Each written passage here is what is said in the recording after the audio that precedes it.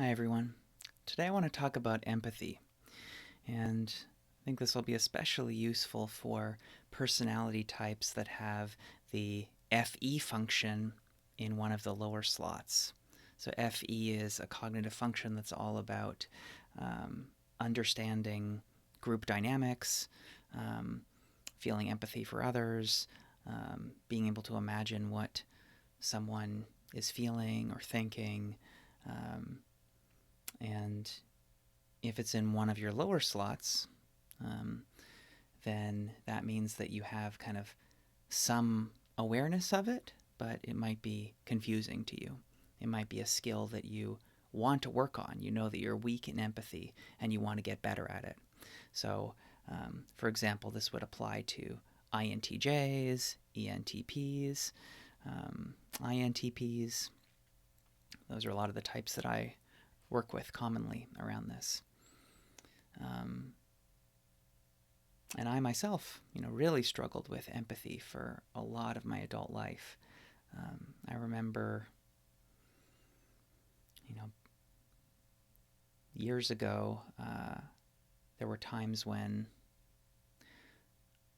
I knew that it was really against my values in that moment to be seeing this pain in the person I was talking to and not being able to connect with it.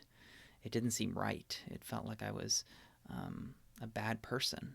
Like once, even, I was dating someone who was crying, and I remember just looking at her and feeling like, I know I'm supposed to feel something. I know I'm supposed to be able to empathize with you right now, but I just feel kind of blank, numb. Um, this was probably 7 or 8 years ago, so luckily I've improved a lot since then through a lot of intentional work. But all that to say, I really know what it's like if you're someone who wants to feel empathy, but it just doesn't feel available to you. Um, so I want to offer some advice today for dealing with that.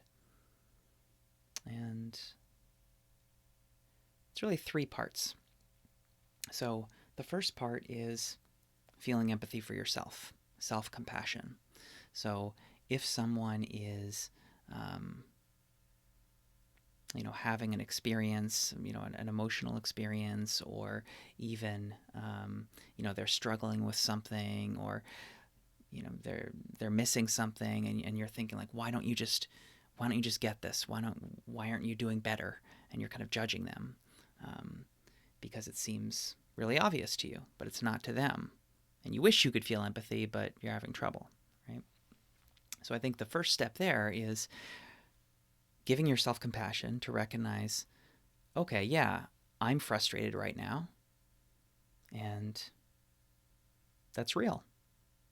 I'm feeling angry. I'm feeling disappointed in myself. I'm annoyed by them. Whatever it is, I'm feeling a real emotion right now. And what you could do is take a deep breath and just reassure yourself that, you know, I'm suffering right now and I deserve care. I deserve empathy. And um, and that's going to help you a lot more. That's going to kind of open the doorway to growth in a way that beating yourself up would not. If you just kind of yell at yourself like, why haven't I figured out empathy yet, right? That's not going to help. So that's step one. And step two is reminding yourself that different people have different types of minds. That's kind of the whole um, idea behind personality typing, that there are different kind of archetypes for minds that are very different, with very different ways of seeing the world, very different ways of processing information. And so something that seems obvious to you will not seem obvious to someone else. And so I think that's kind of the entry point to empathy, is recognizing that someone else might be struggling with something that you wouldn't struggle with. And that doesn't mean that you're right and they're wrong, or that you're better than them, or that you know the good way and they're doing it the bad way. It just means that you're different. Neither one is better or worse. And that can be hard to see sometimes when the answer seems so obvious to you, right? If only you would do this. It's so clear, right? But it's clear to you because that's how your mind works. So maybe that's the answer that would work well for you, but it wouldn't necessarily work well for them. So you're actually fooling yourself by thinking this is obviously the solution that you need right now, right? You could stop crying right now if only you would see it this way, right? And then the third thing, and this is kind of the one for really building that muscle of empathy in yourself, is to search through your memory and try to find an example from your own life that's as close as possible to what they're experiencing. So you can really put yourself in their shoes. And, obviously if you're in the midst of that conversation when the person is crying right now, you probably don't have time to, slow down, search through your memories. But it's more of an exercise to do later. When you have some alone time, you can think back to, okay, what was that person saying? What were they experiencing? Let me find something that's similar from my life. And maybe you won't be able to find a situation that's exactly the same, but even something vaguely similar, like, okay, I know that they were feeling something around fear. So when's a time in my life when I was feeling very afraid? And really try to close your eyes, picture that in your mind's eye. Like, what was that really like? Try to actually use your imagination to put yourself back there. Try to imagine, what did that look like? What was going on around me? What were the sounds around me? What were the sights? What did it feel like? What was the ground like? What were the sensations in my body? The more you can build out that full picture in yourself, the easier it will be to actually feel that, to feel those emotions, to remind yourself of what it was like back at that point in your life. And it can be useful to find, examples of similar feelings, but in different types of situations. If you're judging someone because, they're feeling, a common one between common point of conflict between N types and S types, for example, is that N's are tend to be more into innovation, and S's tend to be more concerned with safety, stability, status quo. That's more SJs, I guess, than SPs.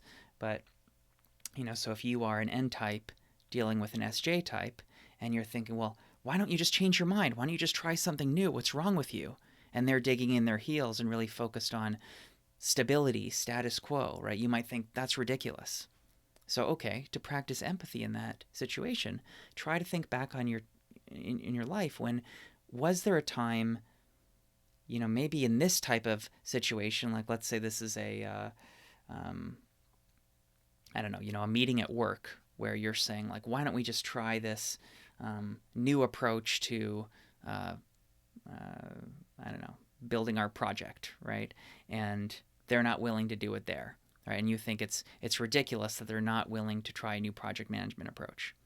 And so maybe there's been no time in your life when you've ever wanted stability when it comes to project management. Maybe you've always been into innovation. So, okay, when you look back at your memories, don't think about project management. Think about something totally different, right?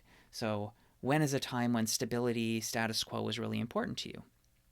Well, maybe your living situation. What if you came home from work one day and all your stuff was on the street because your landlord had suddenly kicked you out? How would that feel, right? That would be very uncomfortable, very upsetting. So try to really picture that. How bad would it feel to come home and have your life turned upside down? Wow, stability is important to you. Status quo is important. And so really feel like, wow, how good does it feel that you have a consistent home to come back to? Okay, now in this work meeting, that is what this SJ type was feeling, that they really appreciate the stability of the old project management technique, right? So now maybe you can understand a little better by thinking about how good a stable home feels to you. Maybe that's how a stable project management approach feels to them. Okay?